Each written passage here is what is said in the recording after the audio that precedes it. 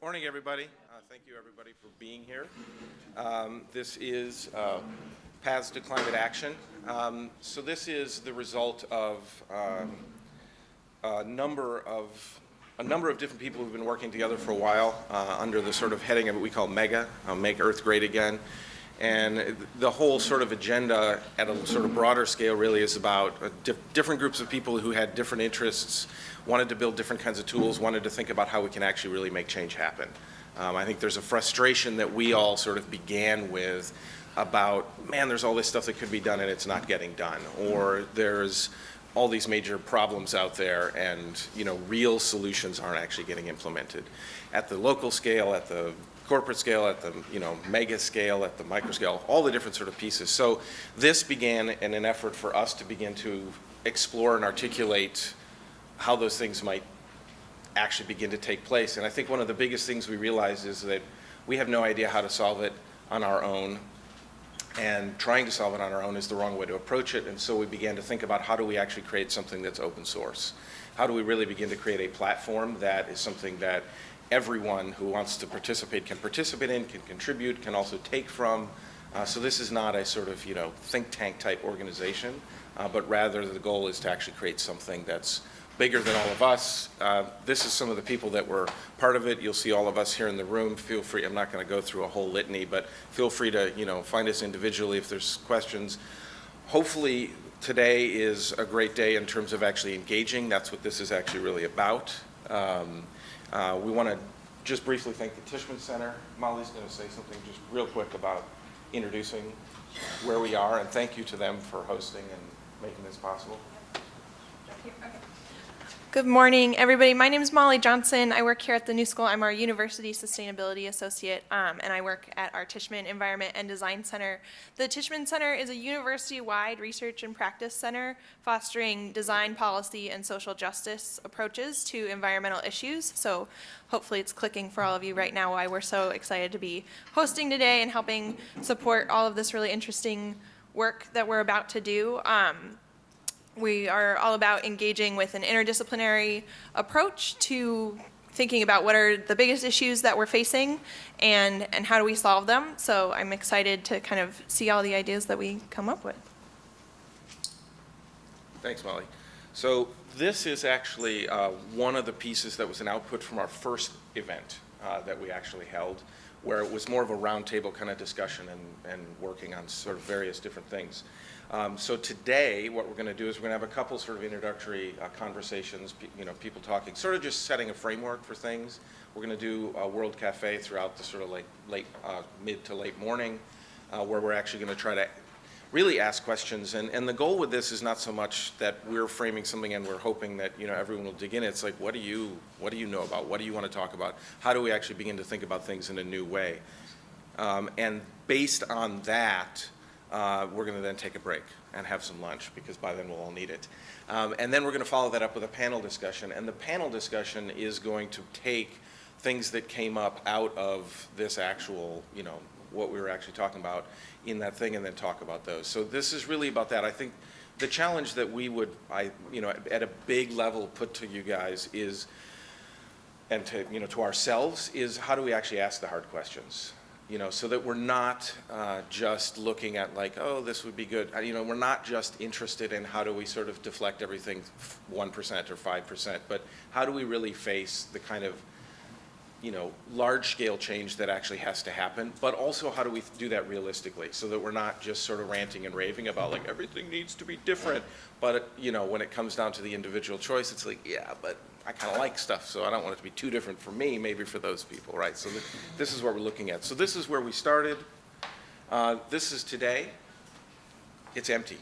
And so we're looking to everybody here to help us fill that in. That's what we're all about. So without further ado, I'm going to introduce Boris, who's going to actually do the first sort of brief introduction to stuff like that, and we will be off and running. Thanks again for coming.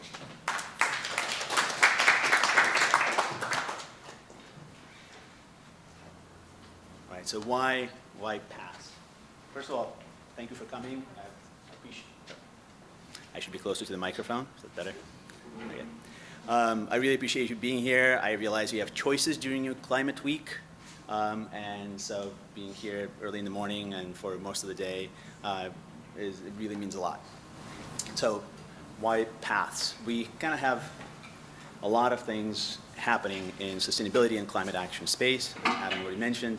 So a lot of things kind of going on. At the same time, if you kind of really tune in, you realize that one, it's a little bit overwhelming, and two, even though there's a lot of things happening, at the same time kind of progress isn't quite there. Not everybody's buying green, not every corporation is carbon neutral. So why is this not happening?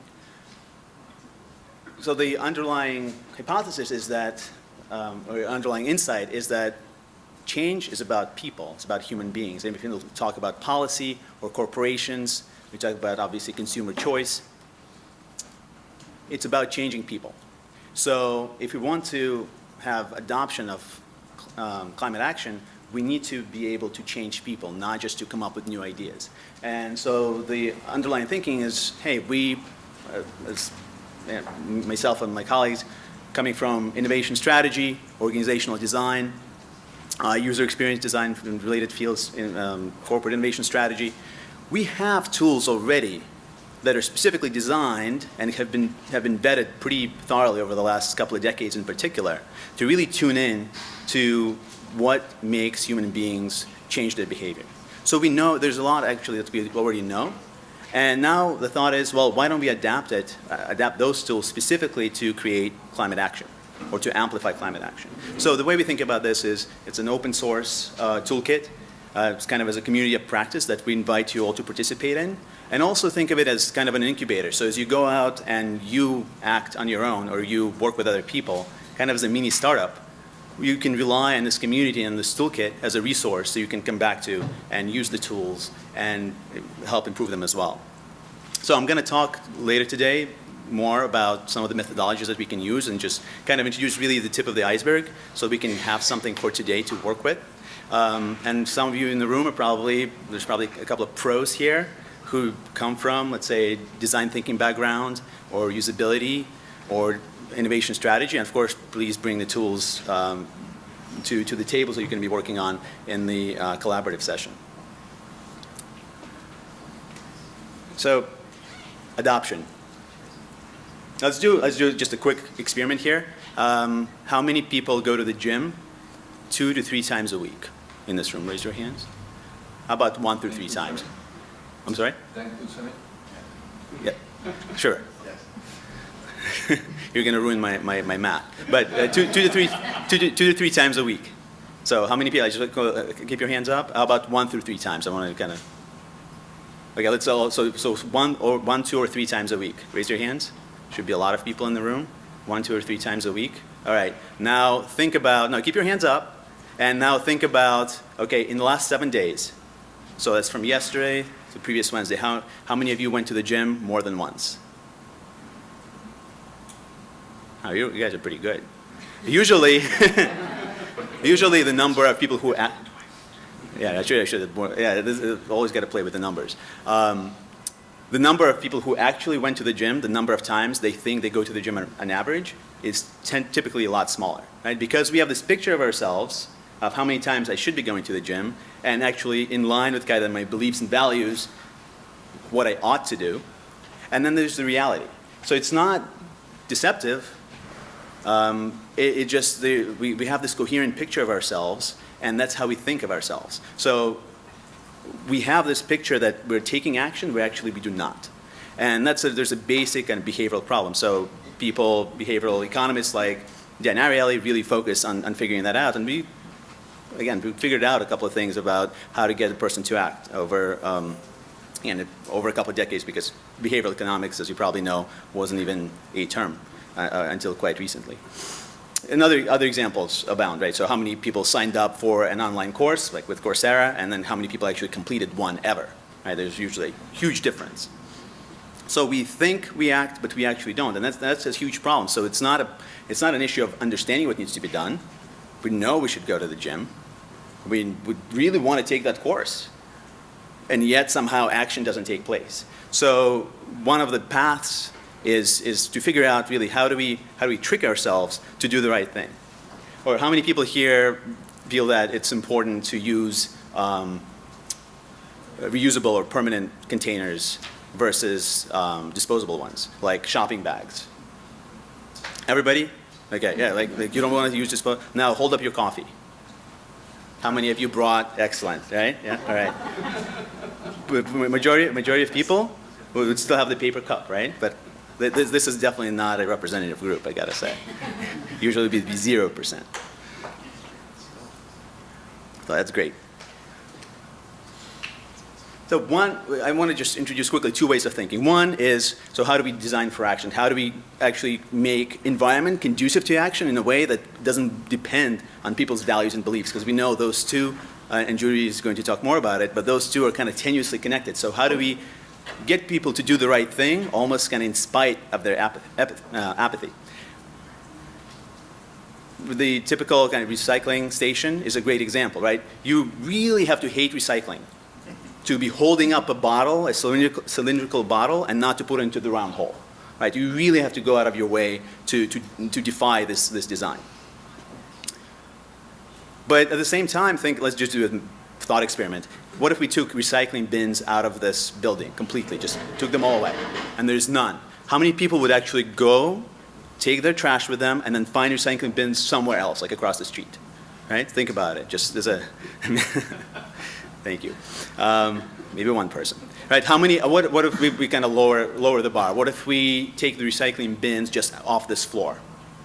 And you have to go to a different floor, right? Probably some more people would actually do it. And they'll say, well, maybe on the way out of the building, I'm going to put it in recycling.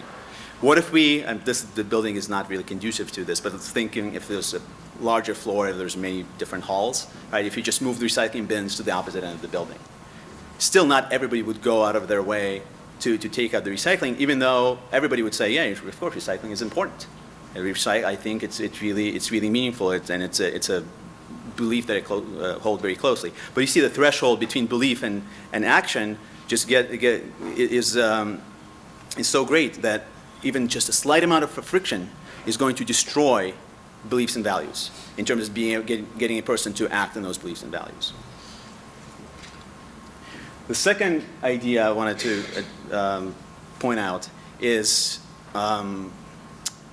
ambiguity of arguments, of kind of, even we don't have to talk about necessarily logical or rational arguments, but generally the difficulty of reducing climate change to something that's easy to appreciate or measure. Right, so this is an example I was giving a couple of weeks ago. The New York Times author wanted to really impress this idea that it's important to pay attention to global change in temperature. And the reason why it's important, one of the reasons why it's important is because it will cause the disintegration of coral reefs. But to me, it was just a big red flag, because for how many people, even for well-traveled, enlightened New York Times readers, how real is a coral reef? It's not near us. So we can kind of rationally understand the problem, but it's not really that personal. So unless you live near coral reef and your livelihood depends on one, this is really not something you can directly appreciate. We appreciate it intellectually, but it's not a personal issue. So how can we change this? That's a huge challenge for climate. In interaction user experience design, we have these great tools like feedback or quantification, so that we can get a person to appreciate that what they're doing is having some sort of an effect. So, and then for climate, we don't. For coral reefs, certainly, we don't have that, right? So there's nothing that I can do right today that I can then look out the window and say, coral reef is doing a lot better right now. Right? I don't have that direct feedback, and that makes it difficult to design for the person to get that satisfaction of accomplishing something. And that's a huge hurdle. On the other hand, we have examples that are quite good, and we can actually design or message independent of this of person's beliefs or values. People on LED light bulbs, it actually says either how much time or how much money you can save by putting in an LED light bulb. You don't have to believe in climate change to say, yeah, I'm going to have a more efficient light bulb. I'm going to spend less on electricity. It's very straightforward. That design does not depend on any beliefs and values associated with climate change. So to wrap up, just this a couple of general ideas. This is by no means a definitive list. But what I'd like for everyone to think about today is not necessarily how do we design, how do we work on apathy, but how do we work around apathy? Right, that's another path that we can take. How do we design for behaviors that don't depend on beliefs and values necessarily? They can be accelerated or amplified by beliefs and values around climate, but maybe we can do something that doesn't depend on it. So how can we create habits that are kind of no-brainer actions that don't require the person to make a decision? How can we design things that have utility that's clear, like the LED light bulbs? It doesn't depend on a person's activism and high motivation. How can we create actions, the right things are default, like the recycling station, where just the default thing is to do the right thing, and you don't have to make the deliberate choice to do the right thing. How can we construct messaging that's personal and not global, and I would say not even necessarily social? So neither of these, I'm not saying one is right and the other one is wrong, but we need to consider which one can have an immediate impact, which one is going to be a steeper hill to climb, and design different things for each. So kind of long-term versus short-term. So with that, I'm going to hand this over to Judy Albert, who's going to talk more in depth about beliefs and values and the kind of propensity to act.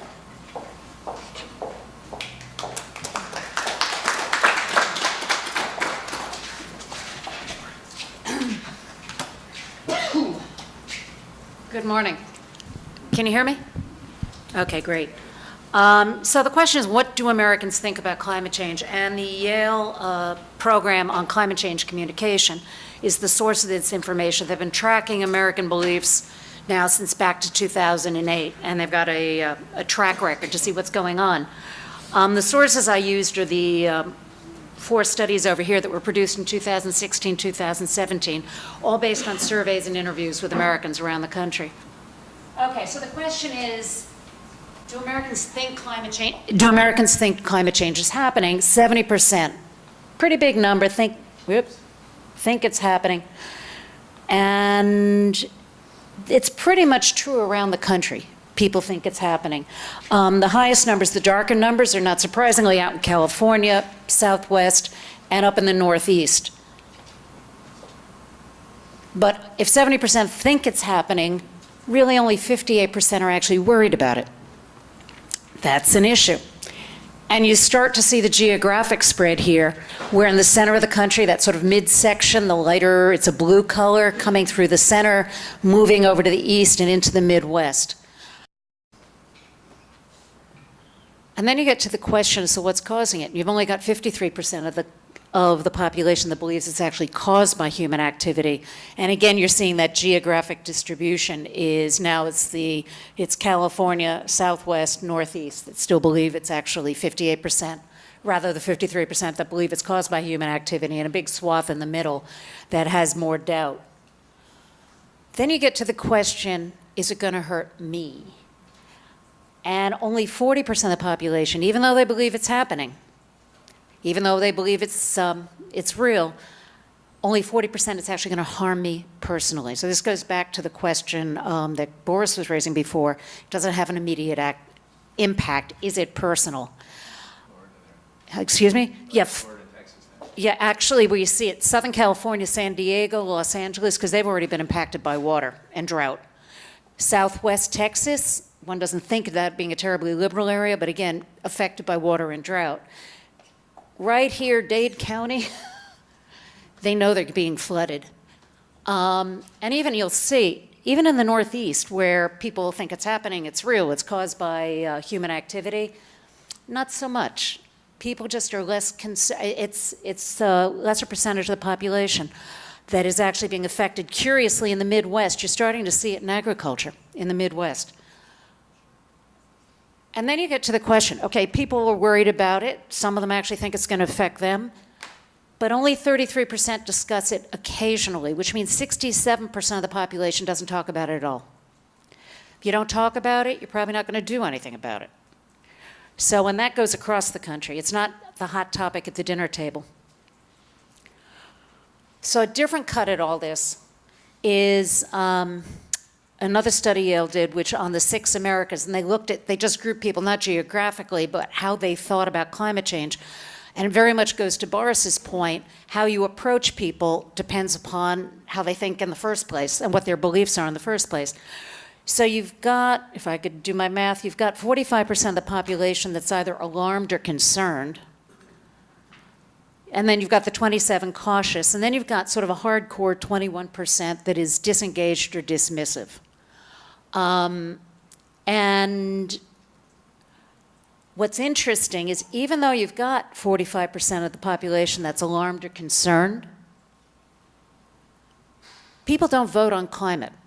Now, this may not be a surprise. People generally vote, I mean, most of the studies say people vote for candidates they can trust. Yep. People don't vote on climate yet. Well, okay, fair enough. But in general, most of the discussion on voting patterns says people vote on values, who they like, who they want to have a beer with, or a glass of Chardonnay. Very few people actually vote on specific issues. They're way down the list of why people vote. So this isn't totally shocking if you look at just the general political science literature. But if you look at the issue prioritization, only the people who are alarmed, which is the 17%, are actually voting on climate as an issue. Even people who are concerned, and these are different categories of addressing it, whether it's protecting the environment, global warming, or developing clean energy. Even the concerned, this is out of a list of 22 items, it's not what people are voting on, except the other category where people are voting against it. These are not issues, the dismissive and disengaged. So voting is not going to be where people are going to take action on climate change by and large. Part of the problem is there's a gap. Even people, and this is willingness to join a campaign. This is not just a political campaign. This is any kind of an action type campaign on climate change. If you look over at the category of the people who are alarmed, and you get three categories. I would probably do it as the light blue. I definitely would do it as the darker blue, and the very dark blue at the bottom is I am participating in a campaign. This is based on research done back in November 2016, March 2016. So it's a year old now. And it's possible that with the election and a rise of groups like Indivisible, there actually is more action. But a year ago, only 6% of the alarmed population was actually actively engaged. Then you've got the 20%, I think it's 20%, who say, I definitely would do it, but they need to be activated, which is why I say I think, post the election, there probably is a lot more activity in there. And then you've got the 35% who said, I would probably do it, which goes to Boris's argument, how far would you walk to recycle your cup? Going across the concerned, it's 2% who are actively engaged. Beyond that, really nobody's actively engaged in a campaign. Even the concerned, it's only 6% who would definitely do it. And then you've got another 25 who would probably do it. So activism still has to be, there's a big gap. Let's leave it at that. Now, the other question is just in terms of, so who's going to do it? If, people are concerned, they're not voting on the issue, they're not actively engaged in campaigns, then you ask the question, well, who should be acting in the US on global warming? So you do have, and then this is a study, it's a May study, 2/3 of registered voters say the US should reduce its greenhouse gas emissions. That's consistent with percentages of people think we should still be in the Paris Climate Agreement. You will see there's a gap between liberal Democrats over here going down to conservative Republicans. Liberal Dems, moderate conservative Dems, liberal moderate Republicans, and conservative. So it's a trend line, but even among Republicans, you've got about 50% who think US should act on global warming. The next question is, who should do it? So, majority of voters want corporations and industry to do it, and as well as citizens themselves. Top line, 75%, somebody else's job, corporations and industry are in charge. 58% citizens should do it. It starts to drop. No one really believes the government's going to do it. But again, you've got a Republican-Democrat split in terms of who, in terms of the Democrats think over 80% across the board should be taking action. Republicans, and this is across the board, conservative and more moderate, 56% say it lies with the corporations. And then in terms of citizens themselves, it drops down to 47. It goes down. And government has no role to play here. It's only about a third. So, and then you've got and then basically you've got 1 in 5 voters who think people can actually affect. Even amongst the liberals, only 1 in 5 think government can really affect global warming. So here's the question. People think it's happening. You got 40% who think it's actually going to affect them, but somehow there's not a lot of belief and there's not a lot of activity. The last time I gave this presentation, the question was asked, how much activism is there on any issue? Which is a fair question, and I can't answer it for you. And maybe that 6% that's active on climate change from the alarmed is actually a significant number, because we don't tend to a lot of activism. But nonetheless, we don't have a lot of activism going on here. So what are the conditions for action? Really big question. The lighting's a little hard, so it may be hard to read the script here, but it starts off, first you got to believe a problem exists. You then have to believe that there's actually something that human beings can do about it. So in this case, it's belief that climate change is caused by human action. Because if you think it's just nature, then maybe there's nothing people can do. If you think human action is the source of the problem, or at least a good portion of that, then maybe there is something humans can do. So you have to believe that it can be affected by human action. You have to believe there's a real risk. And I'd argue you have to believe that that risk is personal. It's going to affect me. That's when the rubber starts to hit the road. But there's still one more step. And you have to believe your own personal action is going to have some kind of efficacy. So what's underlying all this? If we're going to move the ball, what has to be addressed?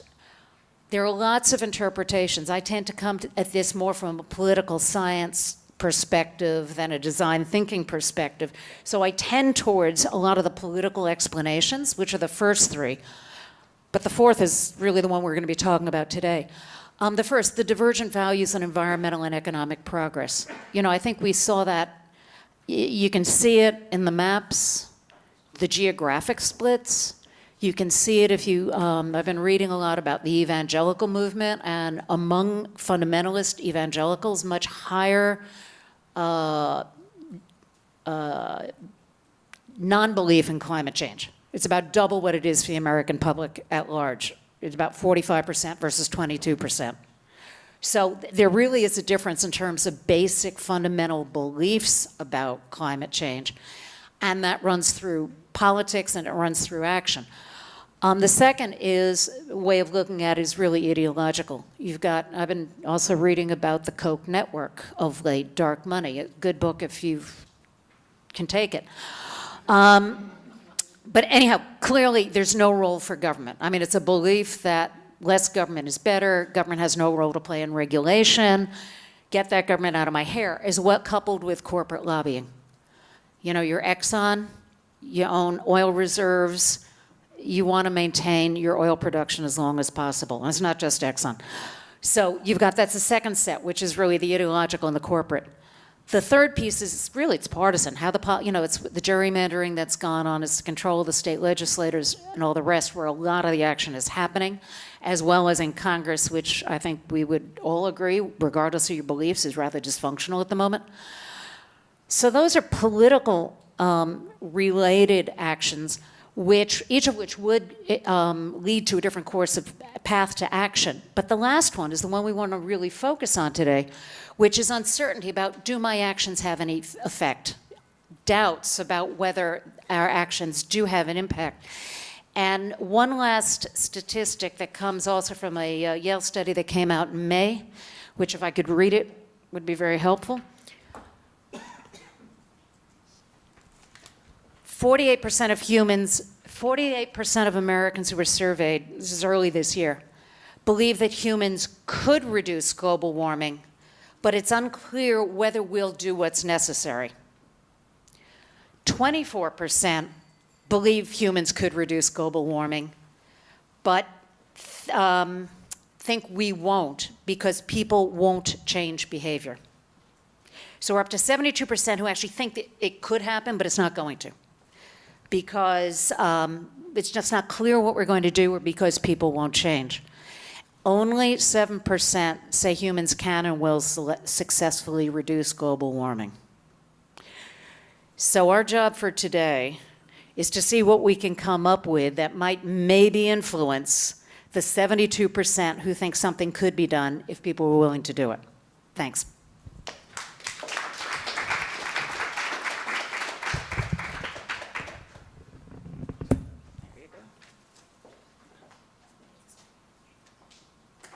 Thanks, Judy.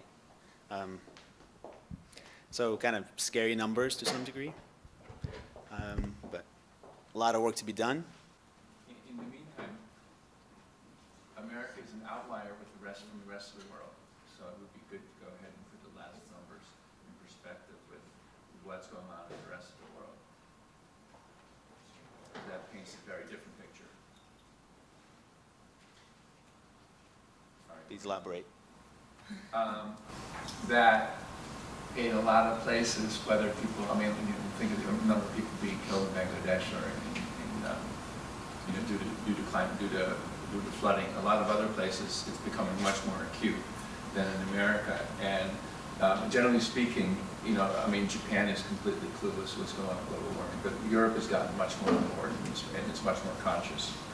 And it ends up being that we're just outliers. That we created kind of capitalism, and we don't want to give anything up. Like Trump's a great example of that. So Trump is really he represents America very well in our actions. Thank you. I just want to get a presenter view back. Thank you.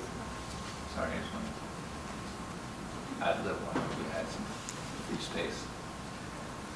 This is what I wanted to get to, and I won't be able to. Whew. I think. You there or not? What are you trying to do? All right, I'm gonna go through this without speaker notes, I guess. Okay, next speaker.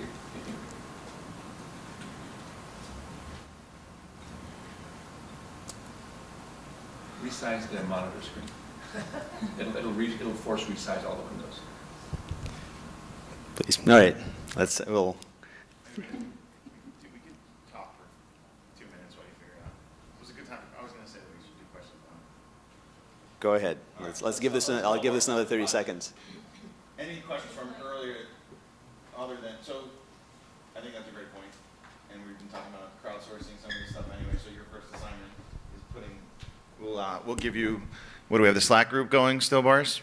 I believe so. All right, so right now the tool that we're using for community is Slack. So your first job is coming up with some of the context and the numbers to complement Judy's slides.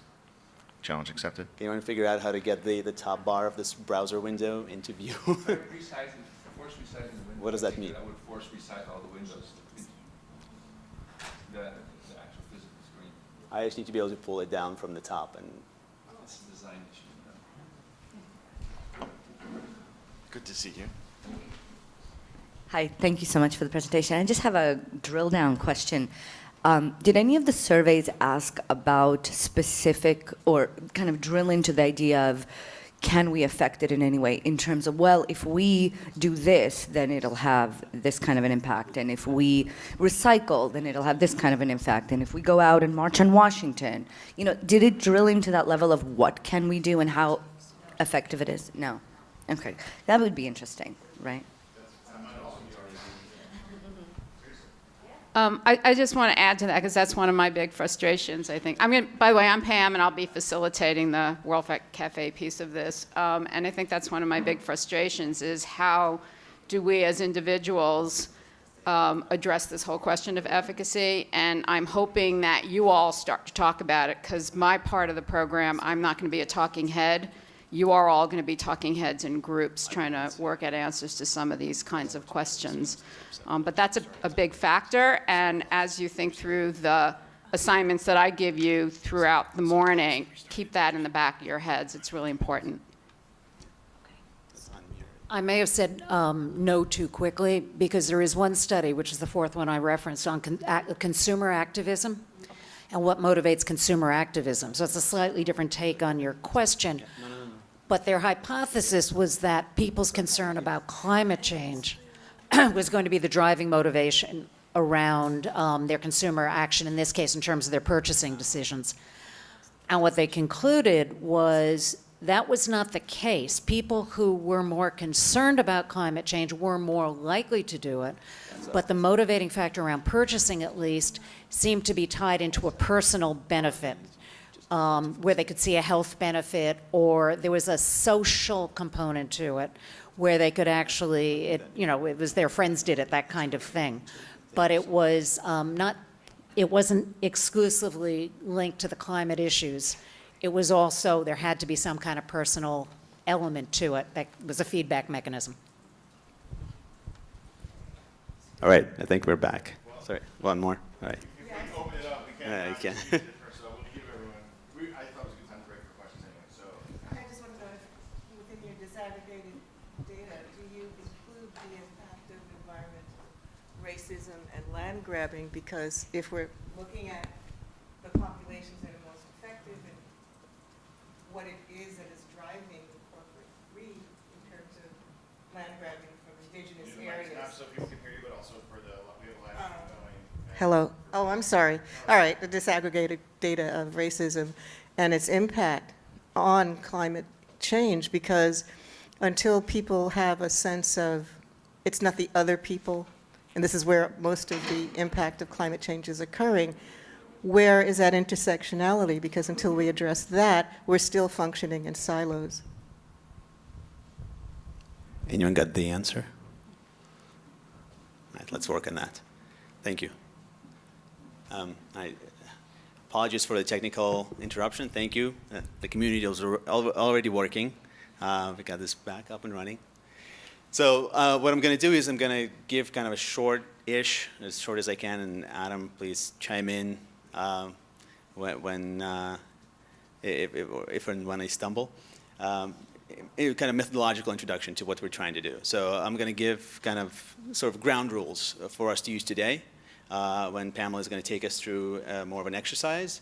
But as I mentioned before, we have all these tools that we use in innovation strategy, product design, organizational transformation. So what can we borrow from there?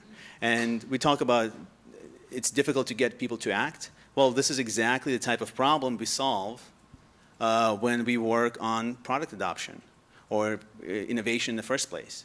Right? So what do we do when a company wants to introduce a new product into the market?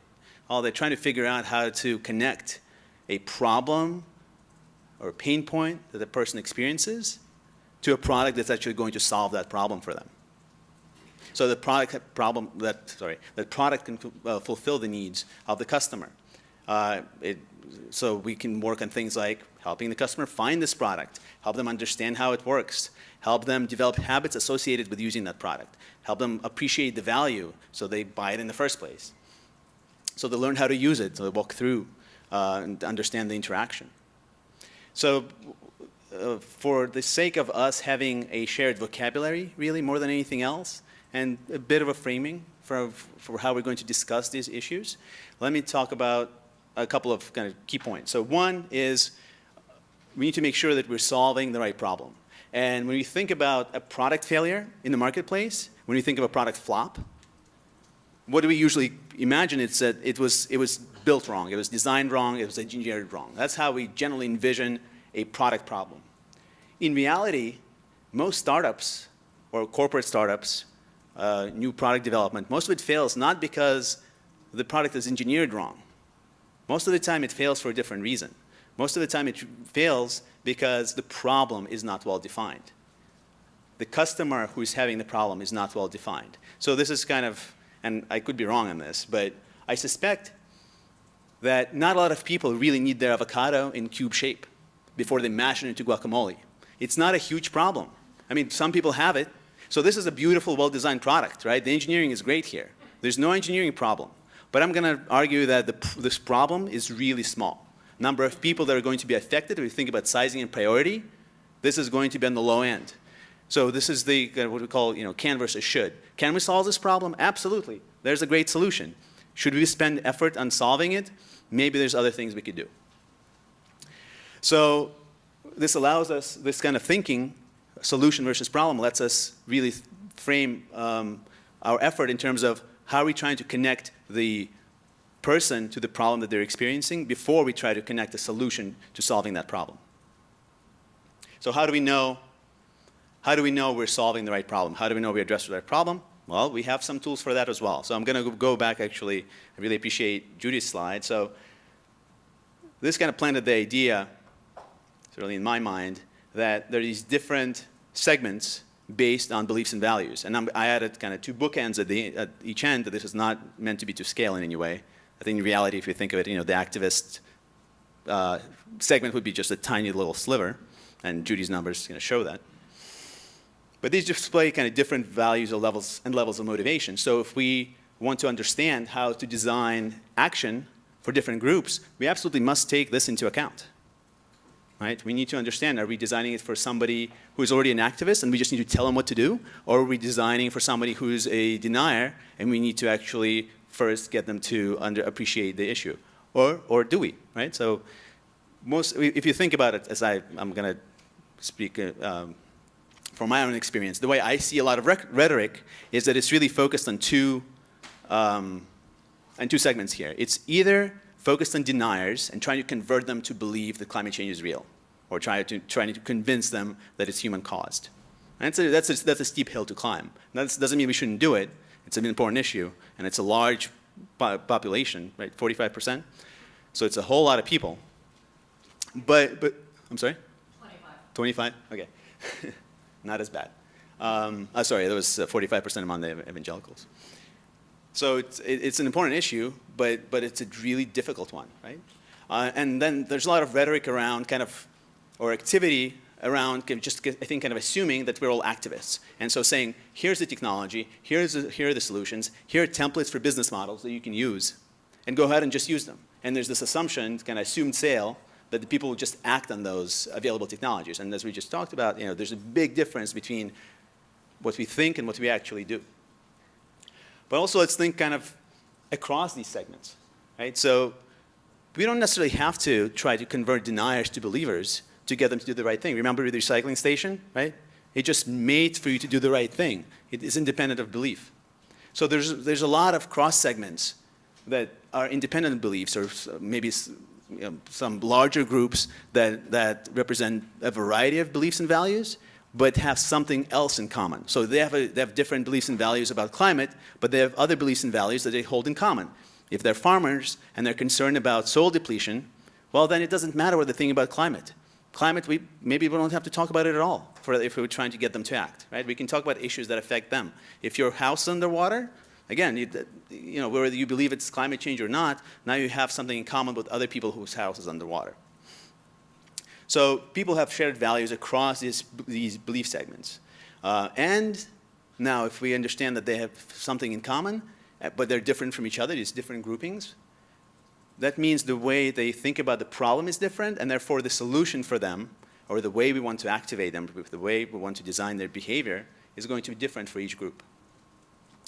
So how do we find problems? How do we recognize it in the first place? So in product and service innovation, there's this kind of idea that a lot of people have in their minds that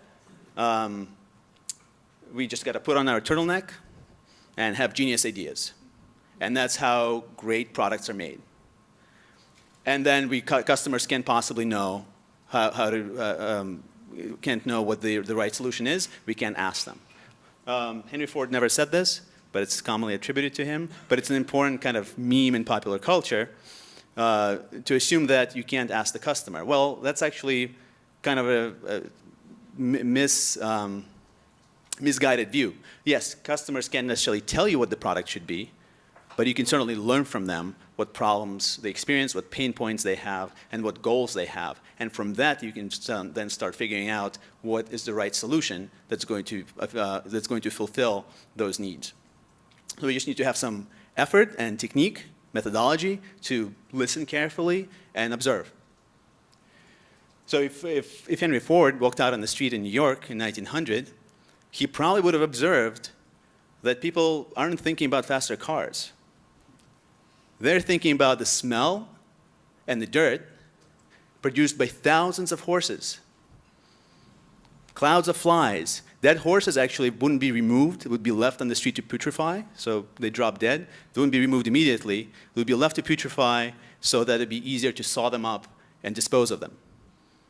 Right? So, and you're talking about tons of manure, urine, and so on. Actually, if you wanted to cross the street and you're wearing a long dress, you would hire a professional manure sweeper to clear the path for you. So if you talk to the customers, right? If you talk to people to trying to understand what problems they have, it wouldn't be kind of thinking about the transportation problem space broadly. It wouldn't be, hey, we need to really get faster from point A to point B. It would be, hey, what's with all this smell? So that negative association is much more important than just thinking in terms of the features of the vehicle that's going to transport you. Incidentally, also, Henry Ford was involved in, I believe, a little bit of collusion with some oil companies to buy out a bunch of streetcar systems to convert them to bus systems, which is why we have such a dominance of motor vehicles as opposed to rail. But that's a separate topic. What Henry Ford did figure out, though, is part of creating a solution that worked, is also, of course, making the car cheaper. So the whole assembly line introduction was a big step in the industry, and specifically to make the car so prevalent. So we have to answer the question, what's in it for me? When you think about solving that problem, it has to be personal. And that emotion, we really have to focus on the emotional side. That emotion is what's going to drive adoption. It's the perceived value. Right? So first, we need to think of the benefits we want to deliver, and only then can we think about the features. And should it have 4 wheels, and should it have a driver? Right? The way we're kind of thinking about it now. Going back to climate, unlike product and service design, climate doesn't have that clear, crisp, personal value proposition, and that's a big challenge we have to overcome because it's too far out. Right? That coral reef is too far away. It's difficult to make it just as personal. So it's not one size fits all. With that, though, this is going to be probably the most methodological part of the presentation. But I wanted to kind of introduce this framework that I think it's one of many that we have to use to be able kind of to frame our thinking around how we solve a problem for a particular person. This one is called, it comes from Jobs to be Done, which is based on Clayton Christensen's work. And I'm just borrowing directly from the Jobs to be Done website. This framing is called 4 forces. So when you think about designing a solution, there's a really kind of nice, graceful way of saying, well, there are forces that are going to push you to the new solution, and there are forces that are going to pull you back. And just going clockwise, so push of the situation, right? Think New York 1900, it's the manure, right? It's the smell. Something that's in the current situation is really making you want to find something else, or at least feel like you need something else, right? You're not necessarily even searching for a solution, but something that's pushing you away. Magnetism of the new, it's not a reciprocal of the push of the old, right? Because the push of the old is kind of ambiguous, is this emotion. But the new thing is the thing that has features and benefits, right? So car, in Henry Ford's case, if you were doing the 4 forces diagram, he would put the car, right? So it doesn't require a horse. It doesn't smell, although there was actually one of the criticisms of the car was that it smelled terrible because people weren't used to the smell of the gasoline. Then anxiety of the new solution. So with the car, again, the early criticisms were, these things are too fast. You're going to run everybody over. Right? There was so much argument that prevented people from wanting to have a car because it was this brand new technology. You're putting a locomotive in front of me. It's kind of scary if you have never been around this kind of industrial machine. And then last is the habit of the present. So something kind of is the inertia. We're used to doing the things the way we do. Right? I'm used to a horse and buggy, and that's kind of what I'm comfortable with. And now you're introducing this new thing. So even though it has all these attractors, but I'm just used to doing things the way I'm used to doing them. So let me give now just 3 examples before we proceed to World Cafe, just to clarify this so we can use, I would really encourage you to use this vocabulary and use this framing for the rest of the day so that we can then compare issues and also make sure that we are kind of staying on track. So we understand who we're talking about and we understand these different forces. So with car hailing apps, without naming names, what was the biggest innovation there? What was that? On demand. What was the biggest problem that people felt? What was the push of the situation? It was this really emotional problem of I have to wait for, I don't know when this car is coming. I'm in a hurry to get to a meeting, and I don't know if I'm going to be able to catch a cab. I don't know how much it's going to cost. I don't know when it's going to come. I don't know how long it's going to take me to go from here to there. Right? So this is not about faster cars this time.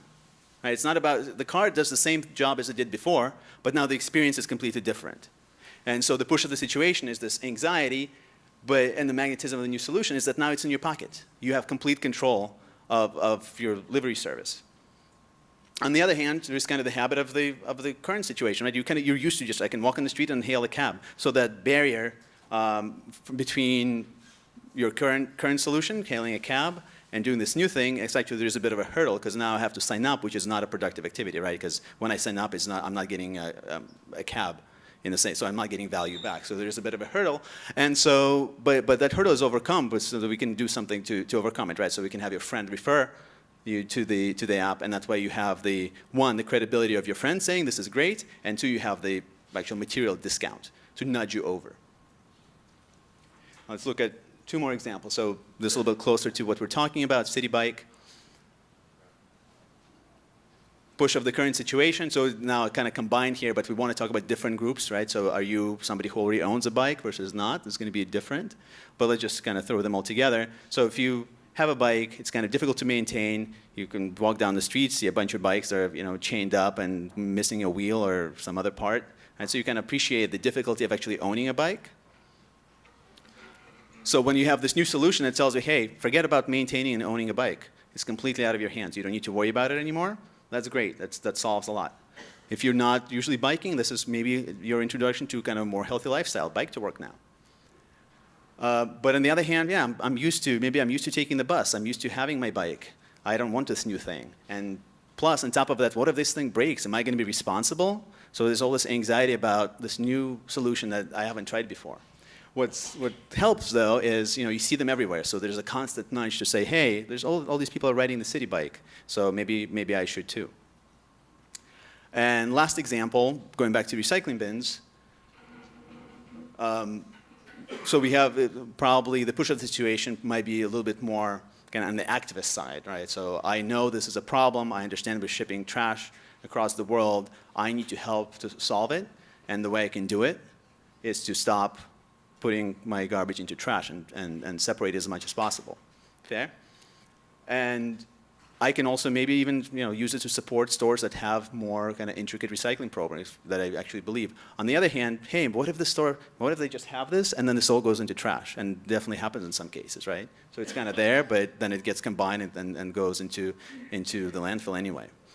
What about hey, it's just easier to throw everything in trash, right? I can just do it quickly and I don't have to bother with this. If that's my default action, it's actually, you have to really carefully push the person through through doing the right thing here, as opposed to let them just dump it all into the trash bin, right? And part of it may be that you just make it kind of clear that, there's some visibility, like other people see what you're doing. If you're putting that glass bottle into the trash, you kind of feel a little weird about it, right? Because other people might see it. So to wrap up, one, we need to decide where we want to play. Do we want to take people from denying to believing? Do we want to take people from believing they can have efficacy to actually being activists? Or do we want to play in some of these cross segments where we maybe work independent of belief? So that's why I was saying, we work around apathy, not on apathy necessarily. And lastly, just to have this, and I'm going to try to get everybody a printout, but just as a reminder, so as you think about new ideas, think about how can we frame it in terms of four forces. What is going to be the push of the situation, the magnetism of the new? What's going to be the anxiety? What's going to be the inertia source? And then also definitely think in terms of who are you designing for? That's really critical. Because the problem you're going to solve is not a problem that exists in the vacuum. The problem is only a problem that somebody experiences in some way. And with that, let's take maybe a 2-3 minute break, and we'll go into World Cafe. First, any questions about what I talked about? I'm collecting data on assumptions that speakers have towards their audience that are staggering in terms of the math. The governor of Tennessee spoke at NYU Law School, 200 people in the audience, faculty and students. He said, how many of you follow NASCAR? No hands were raised, 200 to nothing. A senior Jewish center, guy comes in, he says, how many of you, 86 people, how many of you have seen The Passion of the Christ? 86. No hands are raised. 25 minority students, a travel photographer comes in and says, how many of you have been to Paris? No hands are raised. So I'm thinking, every time a professor gives out a rhetorical question to a class of 30, how many times has no one raised their hand? These people, I mean, we assume that there is a shared experience, a shared, idea about the thing that we're promoting and that we're bringing. But I collect these examples of shocking numerical, signs that there isn't a shared thing, that there is really experience that is, blocked out of just generalized people. Absolutely, and I think probably in this group, probably Adam and I work a lot, the most with startups, and certainly the biggest reason for an early flop is that startups figure out that they're really building a product for a population of one, just for themselves, and that's a common, and that's kind of natural, right? So we can kind of shake your fist at that, or we can kind of acknowledge it and say, okay, how do we get beyond that? So the techniques for listening and to observing are really key to get outside of our own perception and trying to understand other people.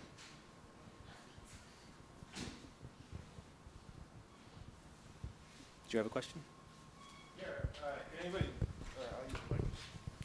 Thank you. Hey, good morning. My name is Cullen. I work with the New York Power Authority, and I'm just curious, could you describe, because as you said, most of the stuff is either assuming people don't know anything about climate, hey, here's this fact that is somehow going to spur you into A, believing, or B, acting on this.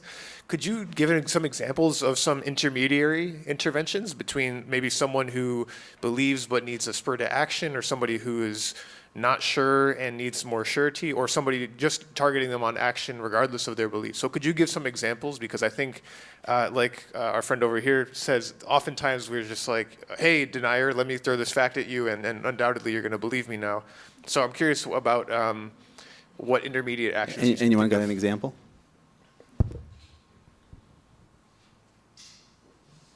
Maybe there is none. Did you have one? I don't have an example, Oh. but basically, I think we don't have a consciousness of our relationship to the planet.